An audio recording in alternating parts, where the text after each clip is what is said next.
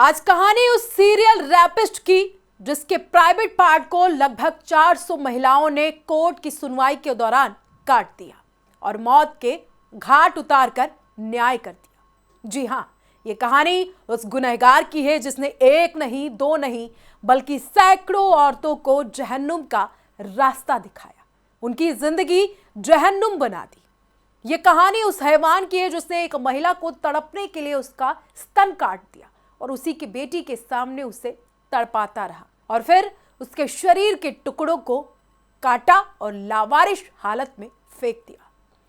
दरअसल साल 2004 में भरी अदालत में एक आदमी के मुंह में लाल मिर्च भर दी गई, चाकू से प्राइवेट पार्ट काट दिए गए और सिर धड़ से अलग कर दिया गया।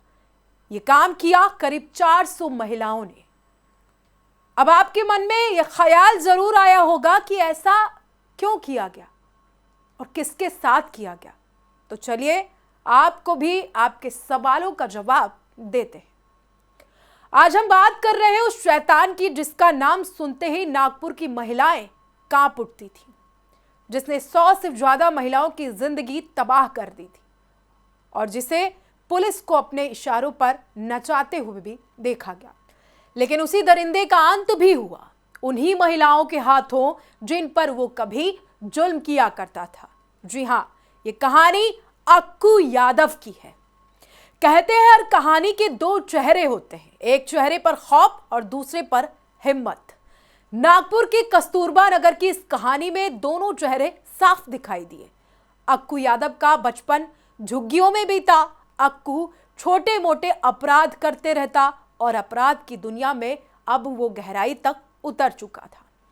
साल 1991 में उसका नाम पहली बार पुलिस रिकॉर्ड में आया, एक गैंगरेप के केस में, और फिर उसके अपराधों की सूची दिन ब दिन लंबी होती चली गई। वो महिलाओं को अपना निशाना बनाता और चुनता, उठाता और फिर बेरहमी से उनका शोषण करता।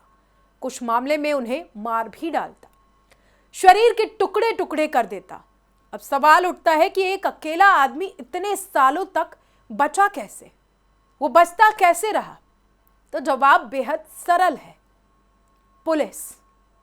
अक्कू यादव पुलिस वालों को पैसा खिलाता, शराब पिलाता और बदले में कानून उसकी ढाल था। कई बार जब महिलाएं शिकायत करने जाती, थाने में उनकी शिकायत दर्ज नहीं होती। इतना ही नहीं, जब अक्कू को इस बारे में पता चलता तो वो उन पर और जुल्म ढाता। कस्तूरबा नगर की गलियों में जब अक्कू निकलता तो महिलाएं दरवाजे भी बंद कर लेती, लड़कियां छिप जाती थीं और माएं अपने बच्चों को घर में रोक लेती। या फिर यूं कहें कि नागपुर का एक पूरा इलाका एक हैवान, एक दहशतगर्द के दहशत में जी रहा था। साल 2004 में इस कहानी ने एक नया मोड़ लिया। मंच पर आई 25 साल की एक लड़की ऊषा नारायण। अक्कू ने उसके साथ रेप किया था और फिर उसे पैसे की मांग भी की थी। ऊषा ने थाने में शिकायत दर्ज कराई, लेकिन पुलिस नहीं आई। शाम होते होते अक्कू खुद अपने 40 गुंडों के साथ ऊषा के दरवाजे पर पहुंच गया।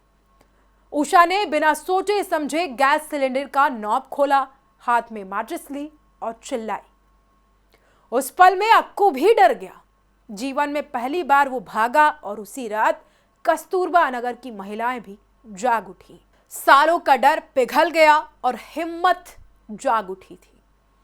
वहीं कुछ ही दिनों में अक्कू खुद को पुलिस के हवाले करना चाहता था और उसे करना भी पड़ा, क्योंकि उसे लगने लगा था कि भीड़ अब उसे जिंदा नहीं छोड़ने वाले।